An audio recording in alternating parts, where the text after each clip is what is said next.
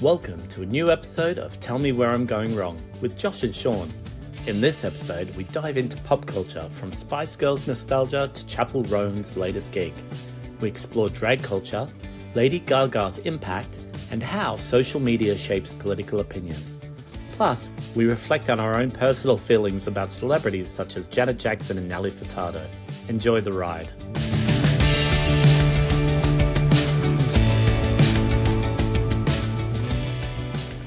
Hello, welcome back to another episode of Tell Me Where I'm Going Wrong, a podcast where two exes who are now good friends talk about pretty much anything that comes to mind, comes up for them that week. I'm Josh, one of the hosts, and this is Sean. Hello, how are you all doing? Nice to have you back with us. Before we go any further, if you'd like to hit subscribe, if you're watching this on YouTube, hit the subscribe button and you'll get alerts every time a new video comes out, which is every week. You can also subscribe on other platforms as well, such as Spotify, or where else are we located? I think we're just Spotify and YouTube at the moment. So, Okay. but you can subscribe on both of those. You can rate us as well on Spotify if you'd like to do that. You can rate each episode. We've had one episode which was vastly more popular than all of the others, and I think it's because we were talking about Chappell Roan, and wasn't that the most streamed episode? Well, on YouTube, apart from the first episode, where I think we got a lot of views because it was our first one and a lot of our friends and family probably wanted to see what was going on. But yeah, definitely the one where we focused on Chappell Roan and her take on celebrity and fan culture, that has been the most popular regular episode. But what about, have you seen any of the views on Spotify? Is it also the same over there? Is it the most popular? No, it's not. We're not getting too much traction on Spotify, I think, because I personally don't listen to any podcasts on Spotify. I listen to all of my podcasts on Apple Podcasts, and so maybe that's something we need to explore. But you do need. I think you need to pay for an RSS feed provider or something. Okay. Yeah. Well, I do listen to all my podcasts on Spotify. Oh, really? Okay, that's interesting. I think it's just because it's where I listen to music as well, and it's just easy for me to have it all in one spot. See, I suppose I'm so Gen X that I'm like, Spotify is for music, the podcast app is for podcasts, and likewise YouTube is for videos. So I'm just very Generation X, I suppose. I don't know what any of the generations are. Like, people are talking about Generation Alpha or Who was talking about that? I think I heard that on the Trixie and Culture podcast. Oh, possibly, yeah. Yeah. But I don't know what they are. Like, I don't know No, I what have no generation. idea. Am I Generation X? I think you're Generation X as well. Or am I like the Spice Girls, Generation Next? Next, yeah. Wasn't that a tie-in with Pepsi or something, that song? Yes. Yeah. And remember they did that live gig in Istanbul, Turkey? It was televised. Vaguely. It was just so shoddy. I mean, when you look back at the Spice Girls, obviously I was like a big fan at the time, but looking back on it, it's actually quite poorly constructed pop music, I think. Well, yeah, some of it is really good. Some of it was very much like sort of paint by numbers almost, wasn't it? It was, but not even paint by numbers. Like, if somebody was following a formula, it would have been better. There are some of the album tracks that are dire, absolutely dire. I don't know what was going on. But how many albums did they have in that initial, up until Jerry left? Had they just had the one album? I think it was two, wasn't it? Okay. Spice and then Spice World. Oh yeah, She left. Yeah, and then She left just before they kicked off, or when they kicked off the Spice World Tour. Right. And it was, I mean, she must have been in the band for a year and a half or something. It was very quick, wasn't it? And I was in Manchester, so I had just moved to the UK at the beginning of 1998, and I was in Manchester outside the arena. What's the arena called in Manchester? Manchester Evening News, the MEN Arena. Yeah, and I was outside with Sue Short, and What, going to see somebody, or? Well, we were trying to get in to see the Spice Girls, we were trying to buy tickets from a tout outside. Oh, so they were And actually playing that night. yeah, but Jerry wasn't there. She had already left the band. And so by early 1998, she had already left the band. Mm. So that was a very quick turnaround because when did they start? About 96 or 97? I think 96. I mean, I'm sure they would have, the things would have been in the works for a while before they broke. But But Wannabe hit probably in around 96 or 97, yeah? 96. yeah, yeah, I think if I remember correctly, I think um, what was the big lead single from the second album? Spice Up Your Life. Spice Up Your Life. Yeah, Spice Up Your Life. That came out in late '97 or mid to late '97. So their first album must have been out '95 or '96, I think. Must have been 96. They weren't around very long. And they Yeah. rushed the second album out so quickly to capitalize on the intense interest from the Mm, public, especially young people. yeah. And they'll often do that with pop bands and boy bands and girl bands. They'll rush release the second album to capitalize on the sales.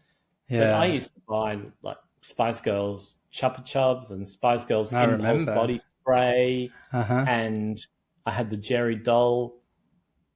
And Jerry, speaking of that, Generation Next single, didn't you have to like buy a certain number of Pepsi bottles and send in the caps or something to get the CD of it or something? Or am I just was because it they would used to have do been some, that was yeah. exactly the sort of thing they did in the '90s, wasn't it? You had to like buy particular brands and send in things like when we went to see Five. I know we spoke about Five in the last episode, but when we went to see Five at Brixton Academy, that Hmm. was you had to send in like Pepsi Max.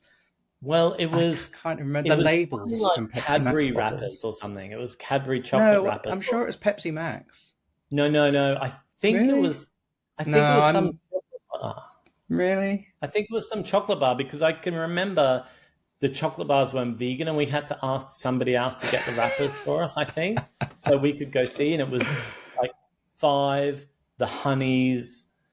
I can't remember who else, but there were about five different bands playing at Brixton Academy. What year would that would have been? Well, 2000? it was just when Jay was on the verge of leaving Five, and I remember he was just in a foul mood all that entire gig. He just looked like he was ready to punch everyone. He was in I a think real strop.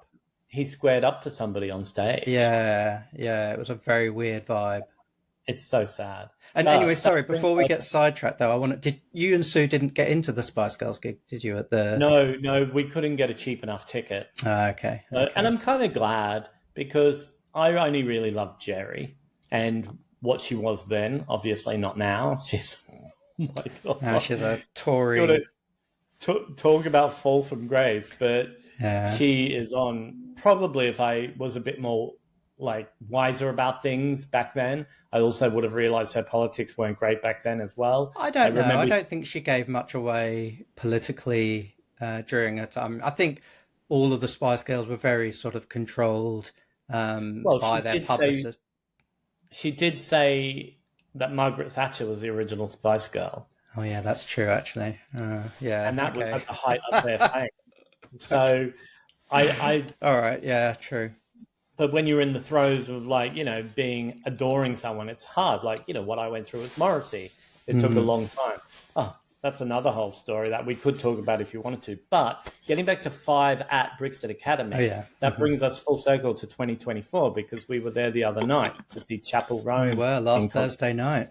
It was so exciting. I had lots of people messaging me in the days leading up to the gig saying, "Do you have any spare tickets?" Like, it was a very sought after gig, and it was a very very wonderful experience. Do you want to talk about the show?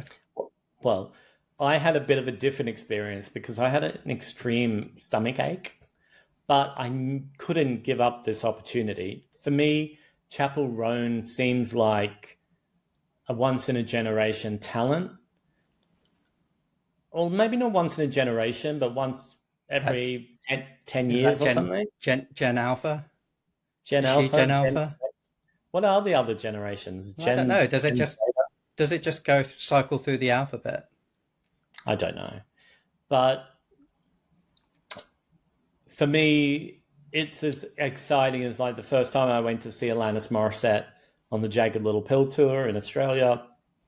The same energy from the crowd, Mm-hmm. the same intensity, like huge parts of the concert where you couldn't hear the performance because the crowd was singing louder than the performance. Even before she came on stage and they were playing, I can't remember, there was an Avril Lavigne song and what else? Whatever songs they were playing to warm up the crowd. Even at that point, there was such a frenzy that like the whole crowd around me were just singing along, screaming along to these Avril Lavigne songs. And that was before Chappell was even on stage. It was just such a good vibe. And she had a few local drag performers on stage as the warm up, Mm.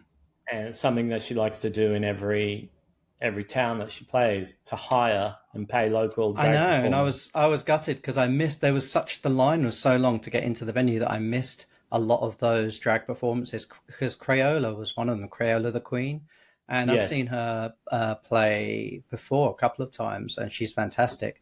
But when I got in there, she was acting more as like the compare. She did do that Madonna song, but I yeah, but don't know. she sang earlier as Oh, well okay. Because before when you I've seen came. her in the past, she's done. Speaking of Tories, she's done a great version of "Never Ending Story," the song, from the film. But she changes the lyrics to "Never Fuck a Tory," which is, very funny. And I was thinking, I wonder if she would do that at the Brixton Academy show. I don't know. It might be a bit too political, but But the other queens, apart from Crayola, there was a queen called named Glue, yeah. but I think it's pronounced spelled Glew, and then another queen named Toxic. Hmm. But they're entertaining. I mean, to me, it was just apart from Crayola singing, it was just drag numbers where people were dancing and Hmm. miming, and that's valid entertainment. But it was a very different experience to have that. Normally you go to a gig and there's another singer or another live band, so it was And different to. it's also seeing drag in such a large venue as well. Like drag, you always associate with small venues, small bars, which, to be fair, is actually not so much the case anymore. Like a lot No, of major drag artists do world tours and they do play in larger venues. But in my experience with drag, which is not that extensive, it's always been in small venues. So yeah, I it mean was a very Trixie and Katja played Wembley Wembley Arena, Arena. Yeah, yeah. and I mean they perform, but somebody like uh, Bianca Del Rio also Mm. has played arenas in the UK, and but that's stand-up comedy Yeah, more so. yeah, and So of that course there is a Bob. history of stand-up comedy. And of course, Bob the Being, Drag Queen did the world tour with Madonna. So yeah, and Bob the Drag Queen earlier this year actually did his own tour and toured Australia and played at the Performing Arts Complex in Brisbane at South Bank, sold out. okay, So it's two-pack. incredible. Yeah, isn't it incredible how not mainstream? I don't know if that's a fair way to say it, but how viable it has become for a handful of performers Mm, to make a living from it when it used to be such an underground thing, hmm. an art form that you probably could make a living from. You probably Hmm. could supplement a living with it, and to now where people are multimillionaires or at least get paid a regular salary for it at the bottom end of some of these queens. Mm. So Yeah, yeah. that's incredible. So I mean, your overall, I mean, out of all your experiences of going to concerts and live gigs, how does this rate? I mean, would you compare it to something else or? Oh, I don't know. I think it's really hard to compare different artists to each other because live shows are such a different thing. For me, it was perhaps the most, what's the word? It was the most sort of frenzied feeling I've had at a gig in a long, long time. Maybe since I went to see the Madonna Blonde Ambition gigs at Wembley Stadium, and that would have been what 1990, yeah. 1991. Yeah, yeah, 1990, yeah. 1990 maybe. Yeah, Just that sense of like this was such a like a pop culture touchstone sort of moment, you know. Everybody was singing the lyrics to every song.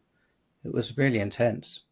Even the unreleased songs. Yeah, yeah, That's when exactly. you know that the fans are really intense. Yeah. But yeah, I had a similar feeling. Like I've been to a lot of gigs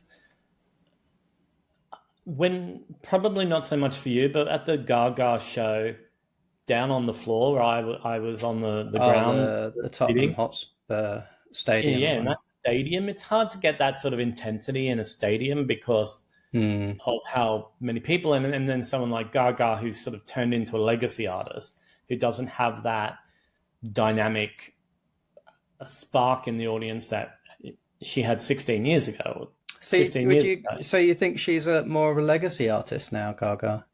I think she's straddling both those worlds. I think she can dip in and out. That's yeah. It's Obviously, uh,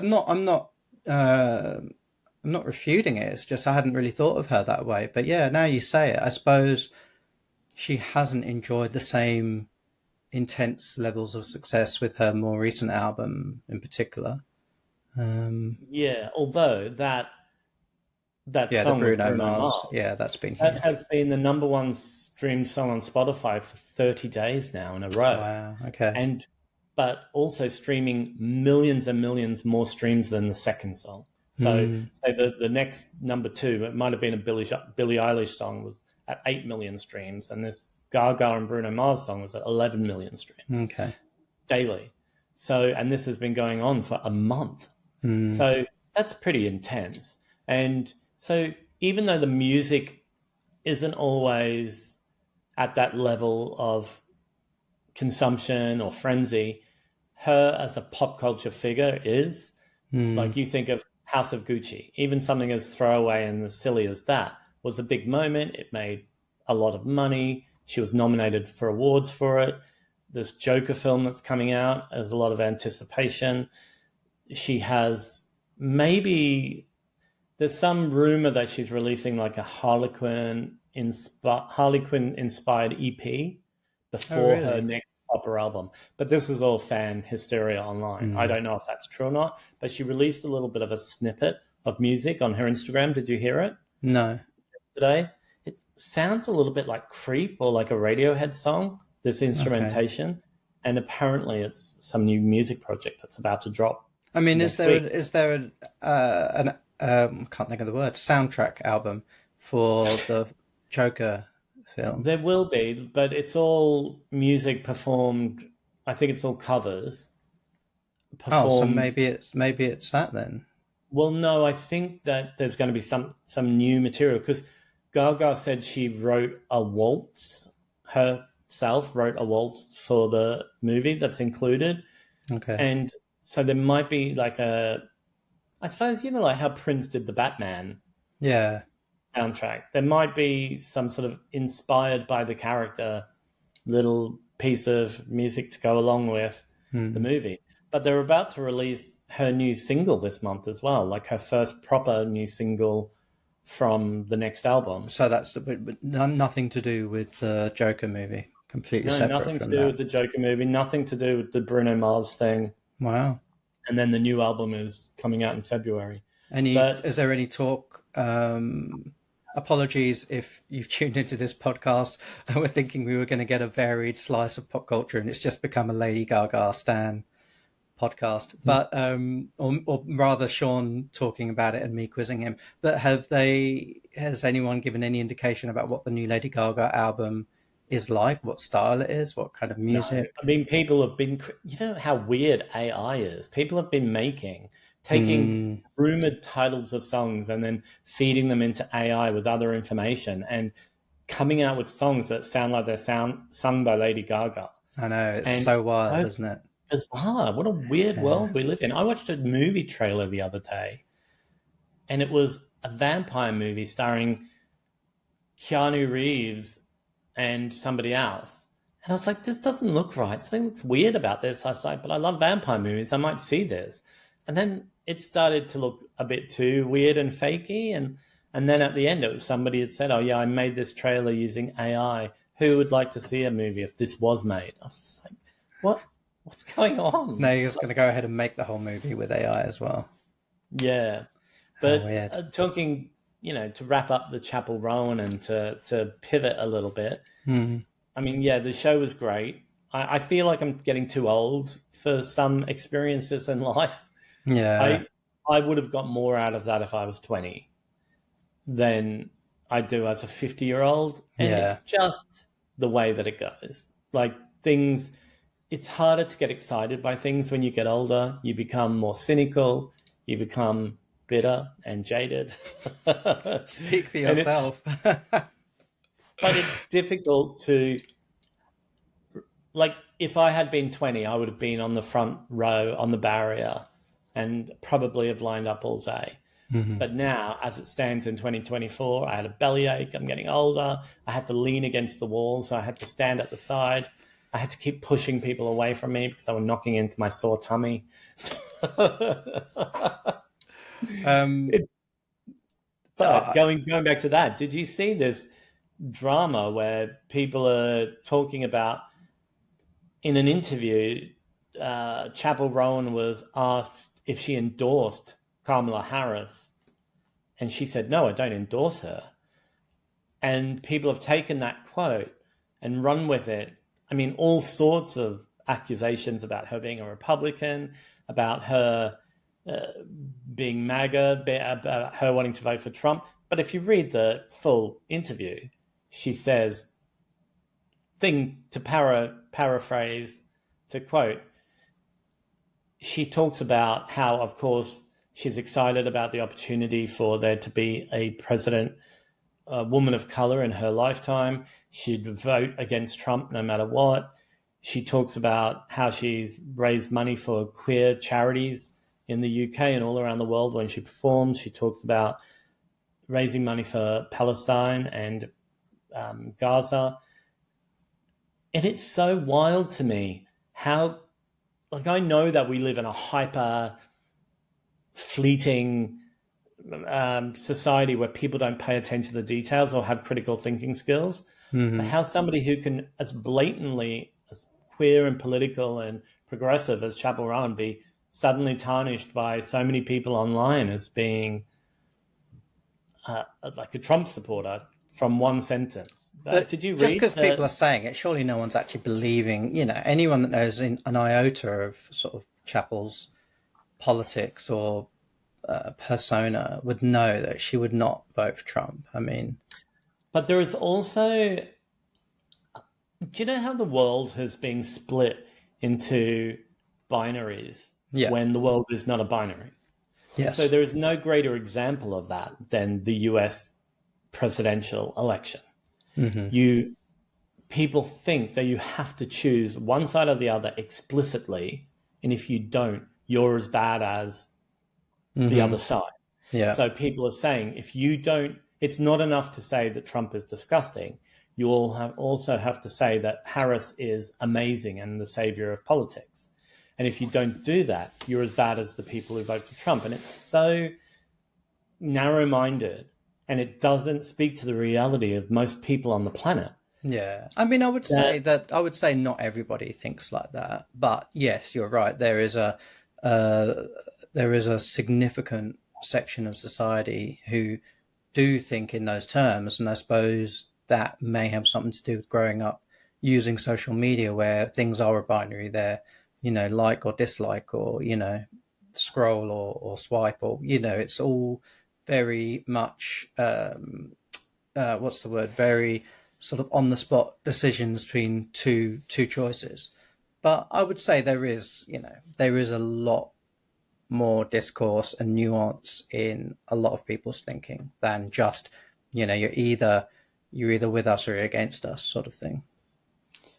but often the loudest voices are the ones that Well, toe this line, right? So yeah. people who have nuance in their thought or critical thinking skills, they don't get elevated Well, no, the with. algorithms don't favor that sort of, you know, the algorithms favor a decisive, definite, to the point argument or succinct idea rather than Yeah, like why would a young queer woman who cares about human rights, in particular trans rights, women's rights, like she's anti-racist. Why would she publicly endorse somebody from a political party that is part of the mechanism that oppresses people, queer people and brown people and people of color all across the world? Like, why would she do that? She can still vote for her. She could still say, oh yeah, I'm going to vote for her because that's what I need to do to stop Trump and the Republicans. But why would anyone expect her to endorse? Like, I mean, to endorse for someone is a pretty big thing. Look, I've gotten to the point with being a Gaga fan, I have to turn a blind eye to some of the nonsense that I think she goes on with about celebrating Joe Biden and celebrating Kamala Harris. To me, those people shouldn't be celebrated. They should be used for what they are, but then also held accountable for all the damage they do to the world. But they shouldn't be celebrated. They're not people that I want to see a pop star singing at their inauguration or. But just, I do wonder, would you feel differently if you were in the position that Chappell is in? Well, not Chappell, because she's actually said pretty much what you've been saying, is that yes, I will vote for this person, but they should be held accountable for this, that, and the other. But maybe you would feel differently if you were in Gaga's position, where she would know that if she says, I love Joe Biden, or I love Kamala Harris, or, I endorse this person, she knows that that will actually equate to votes, which is that's a whole nother problematic conversation to have about why anyone would vote for somebody based purely on what their favorite singer says. I mean, that's maybe too much to even get into in this episode. But would you just think, oh, do you know what? I'm gonna just swallow this bitter pill, and I'm just gonna say I endorse this person because I know that if I don't, that will mean less votes for them, and less votes to counteract Trump. I don't think that that's the best way to go about protecting people on the planet, because it dismisses the nuance then instantly. It then buys into that fake binary notion that it's either this or that. They're your choices. Whereas people could say, look, I am voting for Harris, but here are the things that I also think are wrong, which is what Chappell Roan said in that interview. Right. She said, yeah, I will alluded to the fact that she will vote for Harris, but I can't endorse, like put my name. Like it's like putting your name or doing an ad for somebody. If I suddenly became famous, I would like to think that I would stand by the same principles that I have in my personal life. Yeah. I wouldn't go along and like Chappell Roan turned down an invitation to the White House because she didn't want them to use her as a queer washing tool. And that's very commendable. Whereas some people might argue, well, you should go because it raises the profile of queer people or women or whatever argument. But all we have in this world is what we believe in. It's the right thing to do. And I think she's doing that brilliantly. Like how she, yelled at somebody on the red carpet who was telling someone to shut the fuck up. And she yelled back at them, no, you shut the fuck up. I mean, that's great. That's, why not? And then also, hey, are you going to endorse Harris? No, I'm not going to endorse her because it's part of a system that oppresses people. So no, I'm not going to endorse it. Yeah. Am I correct in thinking that Kamala Harris's team have been using phenomenon as a song in the rallies? I've not heard that. They might be, but I don't know about that. Yeah, I know. I still don't think I said that correctly, did I? Femininomenon. The only pop song that I've heard, or the only popular song I've heard, is a Beyonce song. Oh yeah. But I don't know what they're doing. But then Taylor Swift made a statement about how she is going to vote for Kamala Harris, but Taylor Swift gets a lot of, I think, criticism for seeming very calculated as a performer.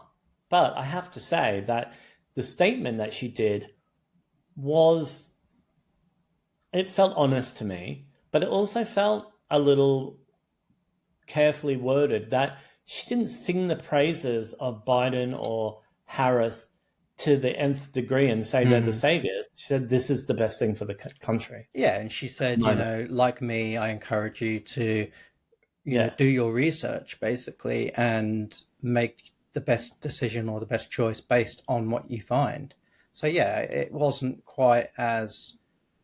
singing the praises so much of who she's going to vote for, but Yeah. and again, like someone like that will translate directly into votes for Kamala Harris. Oh, 100%. Because, but it could also translate into votes for Trump, because Taylor Swift encouraged people to even just register to vote. To vote, whatever happens. Yeah. Yeah. But did you see that Gaga's father was on TV? Did you see the clip? No. And he was on, I think it was a Fox News program, on a panel of people talking about the election. Why, I don't know. Right. But he said that he's going to vote for Trump and that Trump was the best option for the US. It is so unbelievable to me. Did he back that up with any reasons? Like, Oh, he did. It was something about how, I don't know, he was patriotic, or he cared about America, or some absolute horseshit. But what would that conversation be? I mean, because Gaga has been so incredibly outspoken against Donald Trump.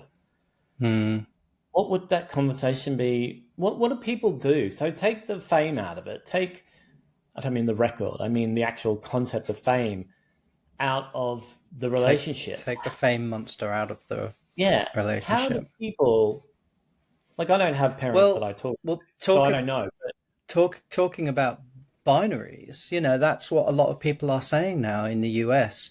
Just anecdotally, I'm hearing this. Podcasts and stuff are talking about this, like news podcasts that I listen to, like the news agents, for example. They have interviewed voters in the US and they're saying it's actually dividing families, because in the past, it's always been a binary in the US, really. You've only ever really had Democrats and Republicans. You've had small force of libertarian voters, but they've never really been that close to getting a decent share of the vote. It's always been a binary, but there's been, I think, a lot more in the past. There's been a lot more nuance, a lot more understanding, and a lot more patience and acceptance of different political views. And in fact, I think in the past in America, you just wouldn't even talk politics very much with friends and family. But now it's changed so much, and now I'm hearing a lot of people talk in the US saying that they actually don't talk to family members anymore because politics has become so extreme. Particularly, I think, on the Republican side. I mean, Trump is not a traditional Republican.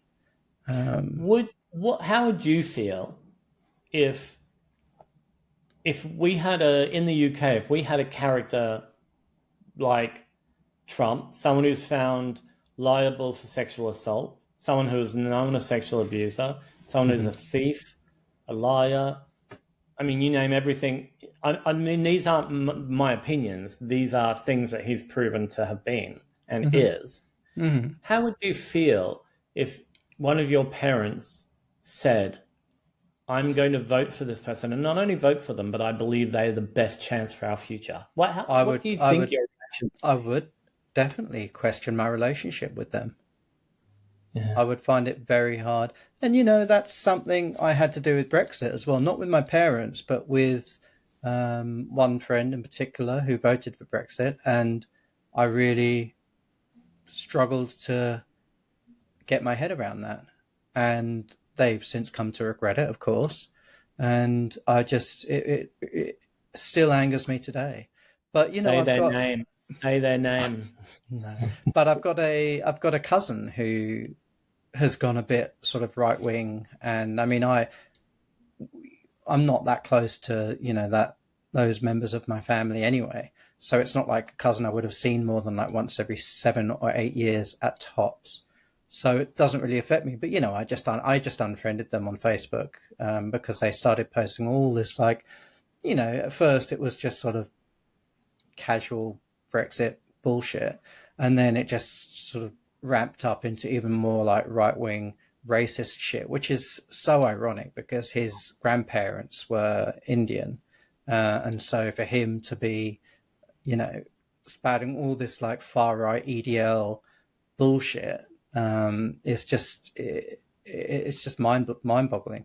But I But mean, that's do not you a close think? family member. Do you think? Obviously, there are binaries that are at play, and that we're us against them. But don't you also feel that people have become more extreme in their views in recent times? So there are things to actually rally against, because when I was younger, people didn't believe there were underground tunnels that children were being smuggled through, or that Donald Trump was sent by Jesus to save people, or Mm-hmm. it, there didn't seem to be They that didn't many believe that extreme. children were going to school and being given gender reassignment surgery at school. Being sent home with a pair of double D's. But well, You could do a good comedy skit about that. Getting two D's on your report card or something. Anyway, that maybe at the next queer open mic, I can do a comedy routine based around that. yeah, but you could actually wear a pair of prosthetic breasts and do a reveal. Say, Yeah. I just got a report card and I got D's. You'd think I'd be upset about that, but take a look at these, and then reveal. Somebody's going God. to steal that. One of the few dozen people that listen to this is going to steal that routine. But I'm thinking of somebody in Australia that I was friends with when I was a teenager, who I reconnected with a few years ago. I know who you mean. Yeah.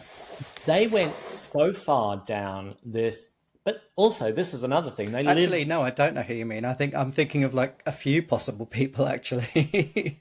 somebody who I used to go like clubbing with when I was a teenager, who Okay, I thought she maybe it was somebody else. Anyway, yeah, and anyway. she's a she has a like an adult son now, and I reconnected when I went to Australia a Okay, few years yeah, ago. yeah, I know who you mean. Yeah. So one thing is like to buy into this whole QAnon thing, but to live in Australia and buy into it, like I'm not sure what they think is in it for them Hmm. that they need to go and promote. But these people, like I went through some of her Facebook posts, her and her son were having discussions about Trump, saying, thank God that he's come to help us. Thank God these little children have a hope now. I can't comprehend the thought process or the journey that gets somebody to those thoughts. I can't. I just can't understand it. And to me, if I don't even know if I want to try and help somebody. I mean, probably to the detriment to the world and society, because we turn our backs on people like this. But I don't want to be in that position where I have to try and talk somebody in to not idolizing a rapist. Well, this You is know, it. like This is like my cousin. I thought, well, should I not unfriend him on Facebook? Should I comment on these posts and try and counteract the whatever rhetoric he was spewing at the time? And I just thought, well, he's probably not going to change his mind.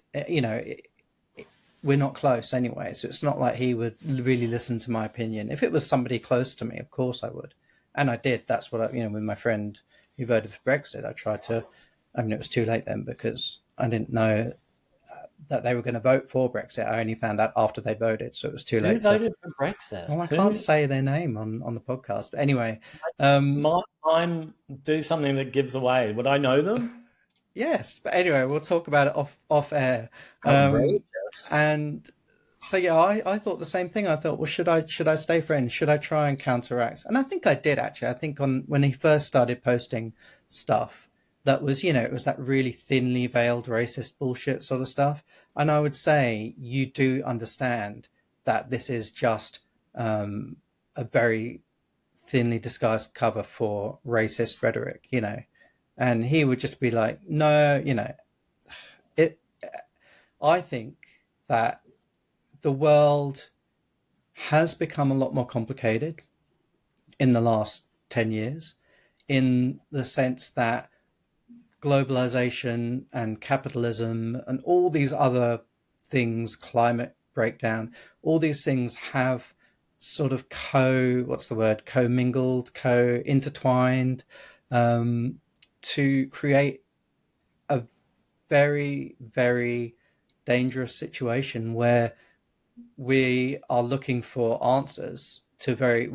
simple answers to very complex solutions, or we're looking for fantastical notions to detract us or to you know distract us from the ugly sort of situation that humanity is heading towards. And so I think that's why things like QAnon, or that's why leaders like Trump do get so much traction, because it's a coping mechanism for people.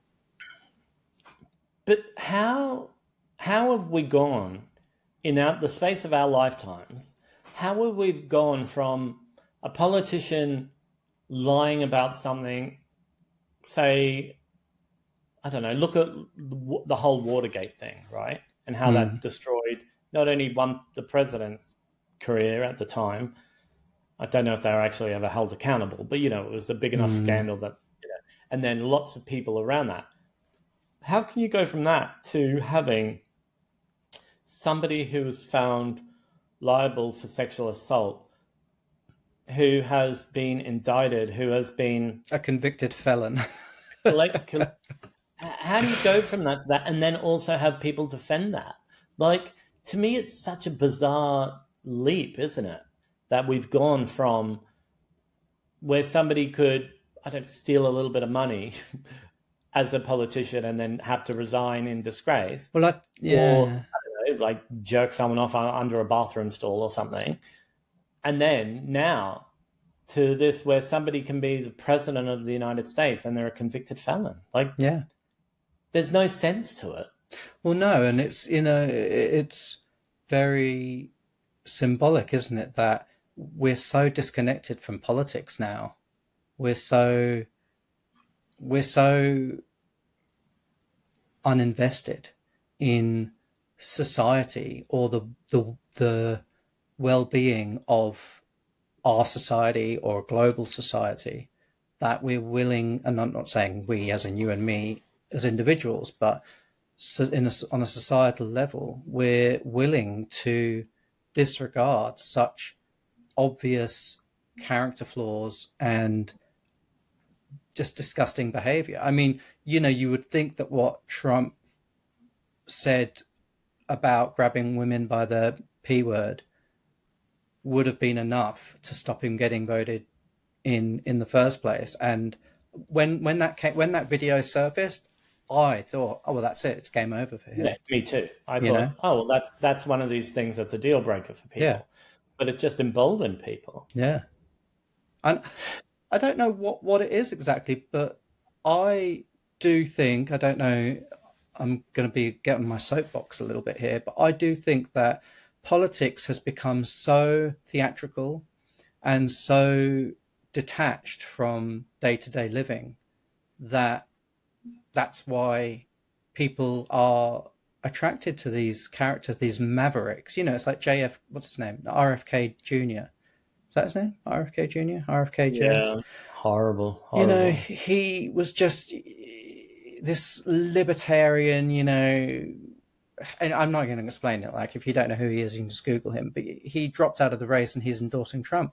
And but people like him, it's just he's so representative of this complete disconnect, or this complete disengagement from what politics actually is and the importance of what politics does for us, not only as individuals, as families, as communities, but as cities, as towns, as, and I say communities in every sense, whether that's your immediate friends and family, or the place you live, the country you live, the continent you live, or on a global scale. But it's Yeah, there's just a complete disconnect from politics yeah. Like because these people should be civil servants. That's what their job is. yes, They're there, paid for, and to serve people, like communities. hmm But it has gotten so far away from that. hmm yeah, it's a popularity contest. It's like a reality TV show. And again, to hark back to my dislike for reality TV, I do think reality TV has not it hasn't caused this situation, but it has primed us for this situation because reality TV exists purely on the melodrama and the theatrics. It would be so boring to watch reality TV where nothing actually happened. It really would. Yeah, People wouldn't watch it, and people are manipulated. The reality TV stars are manipulated into creating drama, or the production company will, accentuate or overinflate situations to make it seem more dramatic than it actually was. But that's another reason why I think we have gotten ourselves into this situation. But going back to what I was trying to say before, I do think we're so disconnected from politics because politics has become such a it doesn't reflect the needs of society. It doesn't politics doesn't answer the really deep important questions that we need it to. It's all about sort of putting out fires, which is understandable. It's trying to get a handle on a very rapidly changing situation. So, whether that's to do with immigration or climate breakdown, economics, health, pandemics, anything like that. It's so reactive. There is no, or there doesn't appear to be anyway, a sort of global effort to set targets for humanity to say, this is what we should be working towards.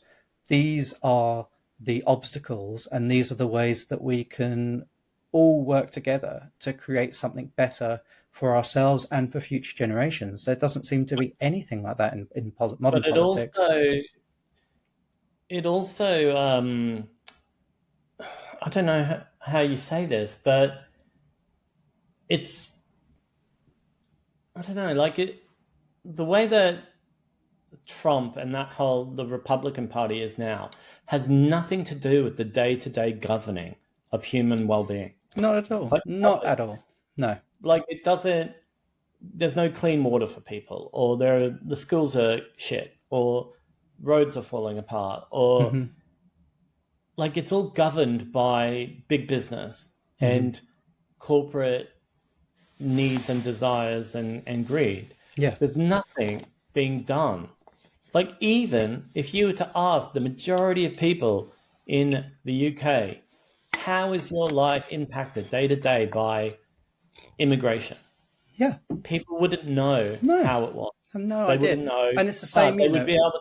They'd be able to list like 1,000 things how their life could be improved, like hmm cost of living, Yeah. gas prices, groceries, schooling, like you name it, environment, clean rivers, energy companies dumping actual shit in the rivers and the beaches. hmm Like they could name all of these things before they got to anything concrete related to immigration. Yeah. And so all of these sort of dog whistle arguments from politicians about trans people or migrants, it is so like you're like right. It's like an episode of The Apprentice or Yeah. something It's reality where they TV. have to It's come up with theatrics. yeah. And instead, So instead of just saying, like, with all right, trans rights, for example, instead of saying to, the media or to the public, like, you all need to just shut the fuck up because you're talking about such a tiny percentage of the population. It's not going to impact the majority of you anyway. It's got nothing to do with you. Let these people just fucking live their lives, live in peace, and have self determination. Instead of saying that, they have to sort of dance around and do this ridiculous sort of game, and then because I suppose that's just modern politics. They can't just tell it like it is. So do you think, going back to the whole Gaga and her dad thing, it gets a bit more complicated, I suppose, because people are going to put that pressure on her to buy into the binary, right? When did this Okay, happen? When did you go on this? When did you go on this TV thing? a few days ago. And has she responded? Has she said anything? No, but the thing is, why should she? Like it's so weird, isn't it? It's like that's her That's what I father mean. who, It's reality TV, but yeah. real life. And so same with the whole Chappell Roan thing. I mean, she talks about how she's from the Midwest and a lot of her relatives who she loves and sees are Republicans, and she doesn't want to cut them out of her life, but they have fundamental disagreements. But there will be people that who will argue for either Gaga or Chappell Roan to be punished in some way or held accountable for people they know. It's such a weird situation. One example of this going on at the moment is with Janet Jackson. I mean, there's a whole lot of problematic family connections for her and defending people who probably didn't deserve defending, but we're not going to go into that bit. But she did an interview this week with The Guardian, and it is quite bizarre. Her life sounds horrible. And she is asked, is she excited about, is she going to vote for Kamala Harris, and is she excited about it? And she says one of these Trump MAGA Republican baiting lines where she says, well, I don't know if she is a black woman. I've heard that people think that her father might have been white. That's just come out. What? And the interviewer aside in the text, the copy says, I can't believe I'm sitting opposite Janet Jackson saying this. And that the interviewer says, no, actually, you can search it. Her father is Jamaican, and he's a black man. Yeah. And Janet said, well, I don't know. That's just what I've been reading online lately. And some fans that I've been reading have been talking about how Janet's brother, Randy, is her sort of manager at the moment. And he is like extremely right-wing MAGA Trump supporter. And in the interview, there's this really weird stuff where she says, oh, my new album, I had 2 albums recorded, but they didn't come out because Randy said it wasn't the right time, or I wasn't to release them. And I listened to him. I trust him. And she just sounds like somebody who's incredibly in a vulnerable situation, who has lived her life often being controlled by abusive men. I mean, starting with her father, she had abusive relationships with people. Even her last husband, who was a billionaire she was married to and she had the baby with. In this interview, she said, one thing I regret in my life was my last marriage. And to get to her age and her level of experience and the power and supposed power and clout she has, and everything she's done for like anti-racism and women's rights and all her songs, songs she's done about it, to sit there and say to a Guardian reporter, well, I've heard that her father was a white man. I'm just flabbergasted by that. Now, that to me is the thing that people should be offended by, not Chappell Roan saying I can't endorse this person. Yeah.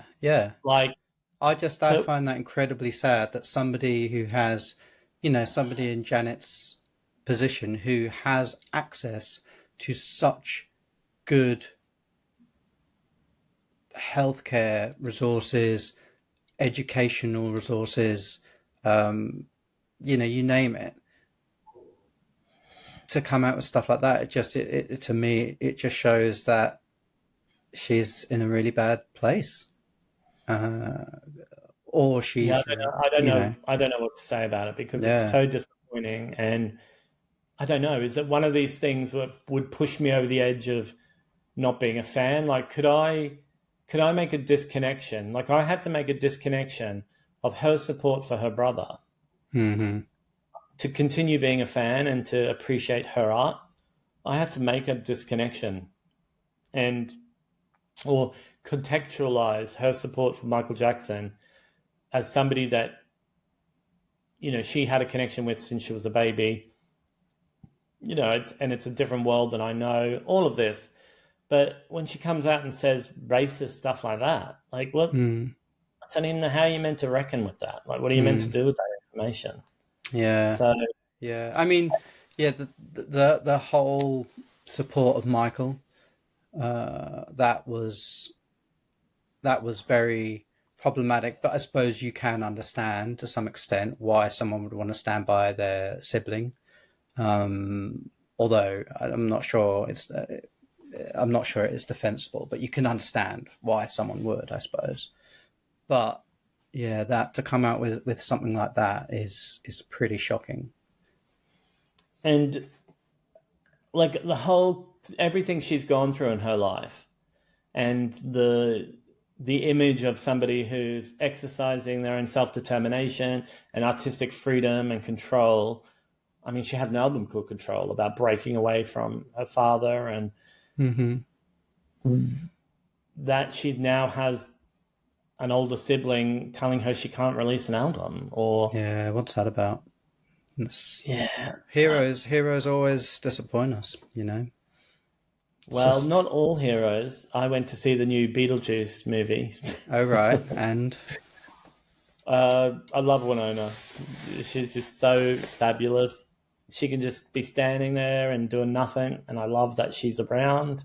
She reminds me so much of pop culture from when I was young, and even though she's never really gone away, there does seem to feel like a then and now. Like she has been around, but sort of mm-hmm. that before the shoplifting incident and then post the shoplifting incident, there seemed to be a big gap of her What being really in the zeitgeist. I don't really know what she did in sort of the 5 to 10 years preceding Stranger Things.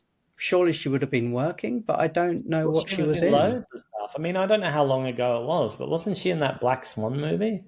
Was she? I didn't. I never I don't saw know. it. I've never seen it, but No. she's. If you look at her IMDb, it's.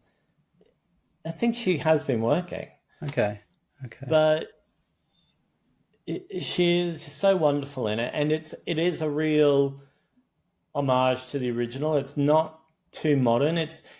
I think younger people might find it a little slow Mm-hmm. in that the original Beetlejuice was a little bit clunky. The special effects and the storytelling isn't like a roller coaster, like Instagram. Everything has to happen in 30 seconds kind of vibe, which media seems to be now. And they did a good job of sticking with that. And Jenna Ortega is in the movie.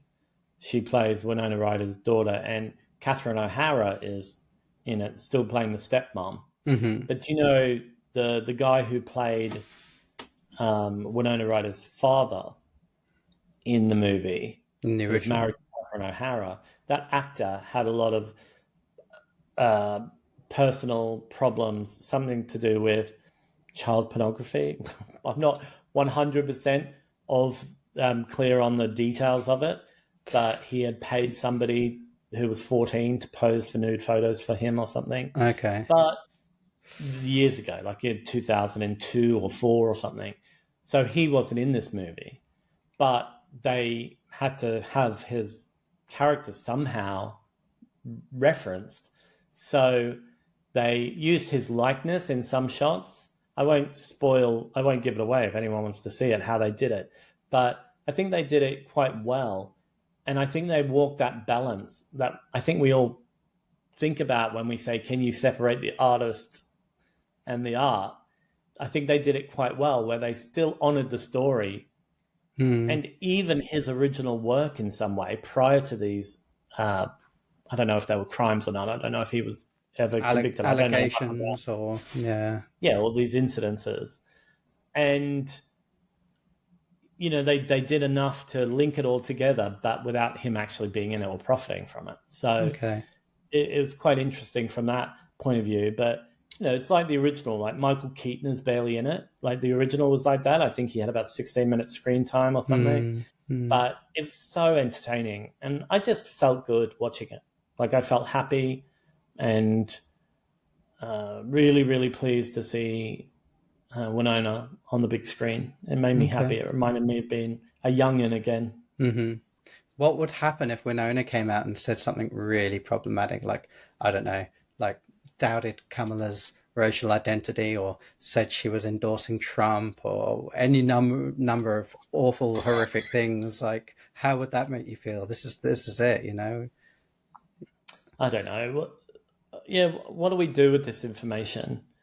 And what should I it mean, I matter? What should it matter anyway? I mean, I suppose this comes back to like this whole sort of societal problem about giving anyone a platform, giving anyone the or having the idea that somebody has views that are more important than anyone else's views. So you know what I was saying earlier about it's ridiculous that just because Taylor Swift has endorsed Kamala, that fans will vote for Kamala. Like, it's ridiculous that that's all it would take to get you to vote for somebody is if your favorite I think singer. maybe that's oversimplifying it a bit. I don't think it would be the only thing that would make people vote. I think that No, young maybe not. people, a lot of young people are disenfranchised from the system, Hmm. and sometimes it takes encouragement. You know, like people used to do in the '90s. Madonna did those "Rock the Vote" ads, or Yeah, but she never endorsed a particular party or a no, particular candidate. no. But I think that Taylor Swift's was a reactionary thing to people accusing her of being a secret Republican because of her like Well, not, football playing yeah, boyfriend. or Trump actually Yeah, posting Trump AI using images her of image. her wearing a Trump shirt. But Yeah, and yeah. so I think she felt her hand was forced. Mm. Maybe she would have just kept out of it, you know. Um, But but also, I suppose if you were in that position, you would think, even though I don't like the fact that people will do what I say, I'd be better just saying something and trying to create good change in the world than just saying nothing. So I understand why she did it, but I question the whole power structure that would make people then more likely to vote just because their favorite singer had told them to, or vote for a particular yeah, candidate in part because their favorite singer had told them to. You know, it's such a we've yeah. got to stop elevating people in society. I mean, we don't have to stop doing that, but we've got to stop thinking that just because somebody has a position of power, and that can be whatever, you know, whether it's cultural power or political power or financial power, that, or, you know, gender-based power, that they have some sort of hotline to, you know, the truth, or to the what is right or what is correct. But I um think it's good for anybody, whoever they are, whether they're famous or a singer or whatever, to be politically engaged. Oh But yeah, definitely, definitely. That's the I thing. think We there should are be more encouraging. powerful ways. I think there are more powerful ways of being politically engaged than just an Instagram post. So, like what Chappell Roan has been doing, raising funds for transgender groups, or selling those signed pictures at her UK shows, and giving the money to To Gaza. Palestine Aid, and it's, you know, there are ways of being more meaningfully engaged politically. Mm. I don't know, like Pink just did an Instagram post about, I don't know, some bullshit about free the Israeli hostages, or, you know, like not like completely pro-Israel, but Mm. really, really quite leaning that way. Mm.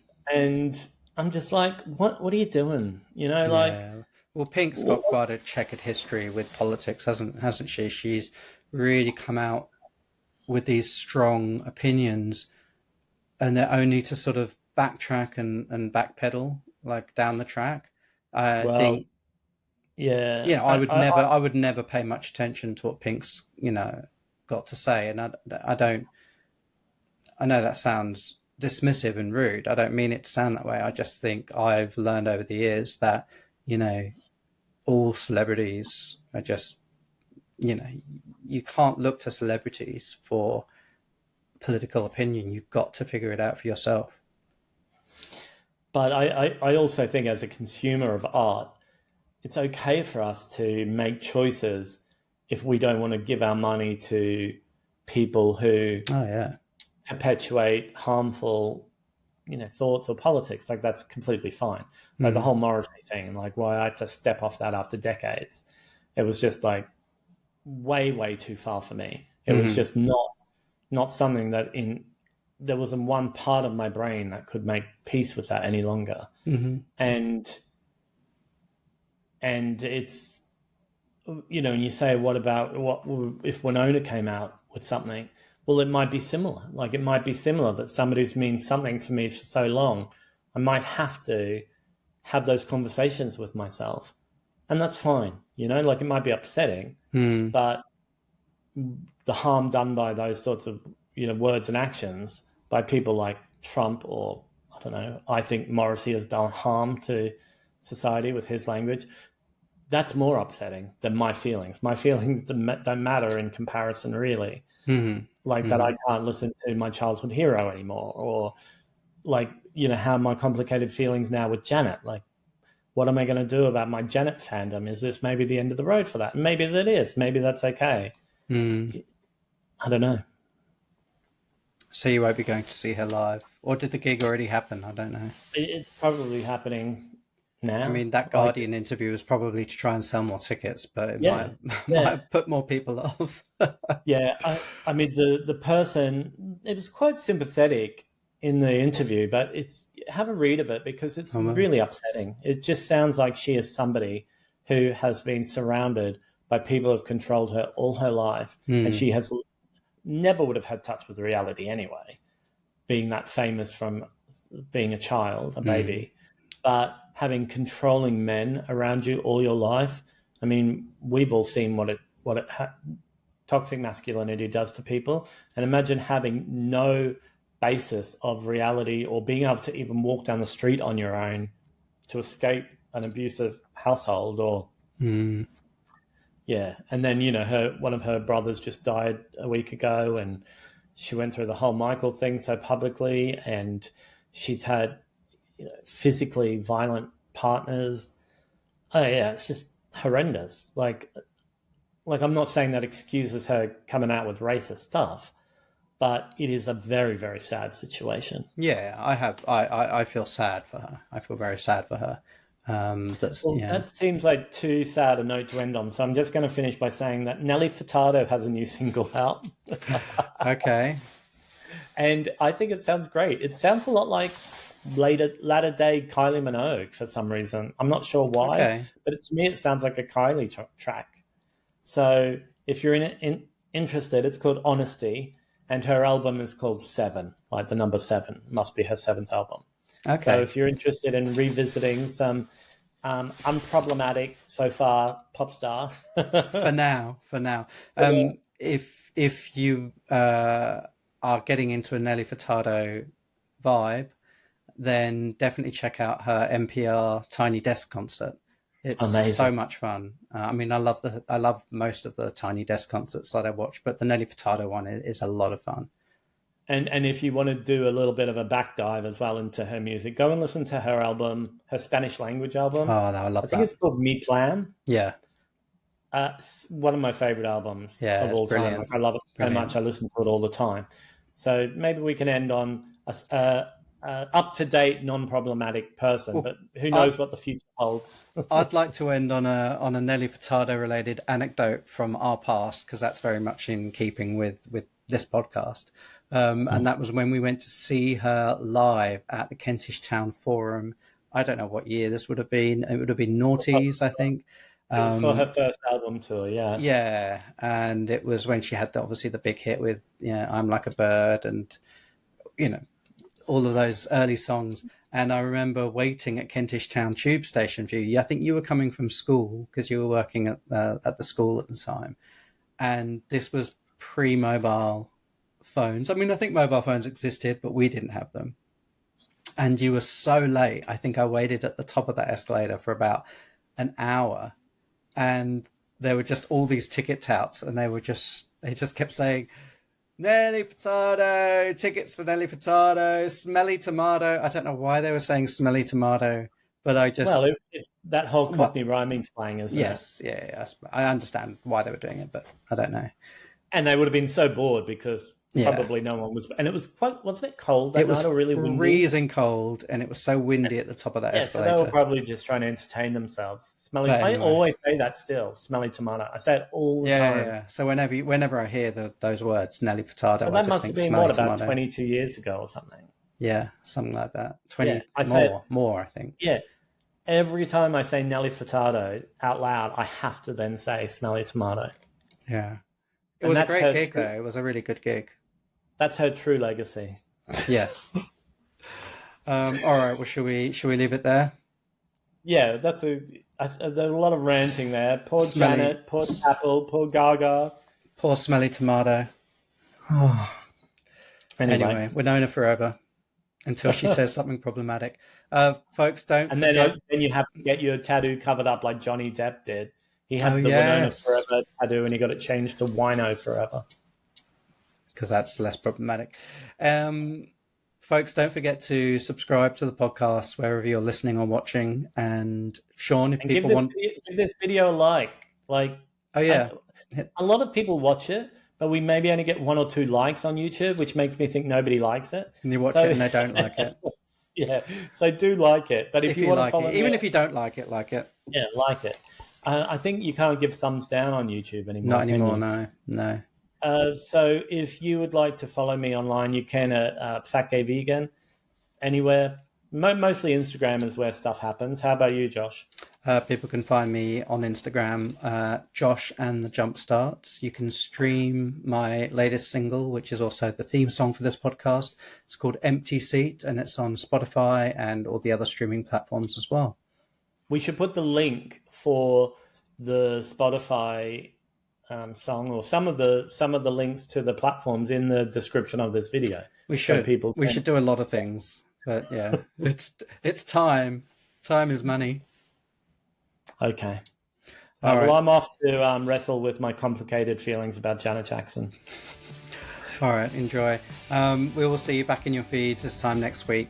And until then, enjoy your week and don't be posting any problematic shit on Facebook. Bye. Bye-bye. Bye.